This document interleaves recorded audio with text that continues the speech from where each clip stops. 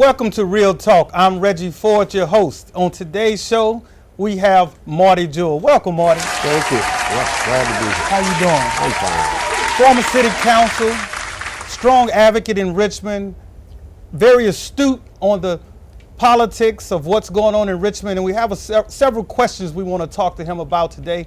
And the main question I want to talk to you about, Marty, is the new voter registration laws. I know some things have changed on that. Could you explain that a little bit?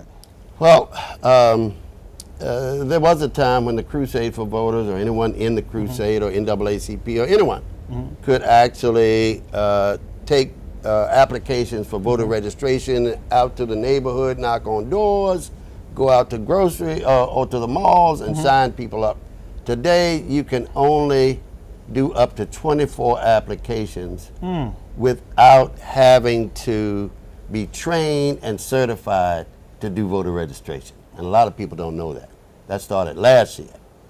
And so they're happy to train you. You can call the registrar's office or state board of elections, and they'll come out and they'll train your organization people. And so that's one thing. The other is voter ID.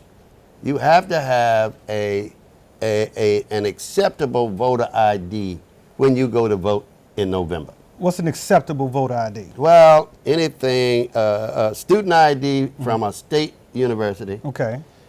You can use, of course, your driver's license or a DMV issued ID card. You can't use the electric bill like you used to, right? They want a photo ID. It's not something you can get done on Facebook, all right? What are your thoughts on that? Because a lot of people are saying that has been implemented to suppress the minority vote, this voter ID. What are your thoughts on it? It is exactly that. The Republicans in the General Assembly aim all over the country, not just here in Virginia, to suppress the minority vote. And they can do that knowing that we often have difficulty getting acceptable ID. So basically, this is a modern day poll tax. It's a modern day poll tax. It was worse. There were some other provisions that they had done, but to his credit, Governor McDonald, God bless him, rolled back a lot of that stuff.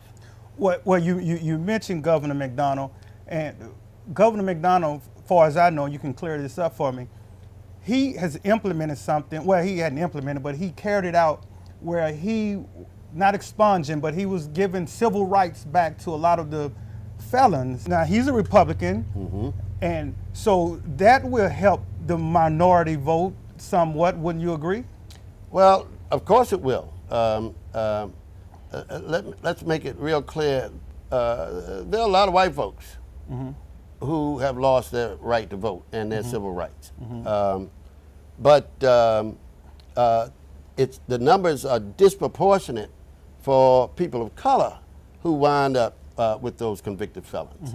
So it's a disproportionate number, but equally in the penitentiary system, they're about equal black and white, or people of color and white. And so there are a lot of people affected. And what makes him think that that the restoration is going to always benefit the Democrats? So he's smart to let it all hang out. It makes no sense that Virginia is one of the handful of states that you become a felon for life, and you've got to go through all these changes to get your rights back, at least to vote, even though you don't expunge any felony off your record.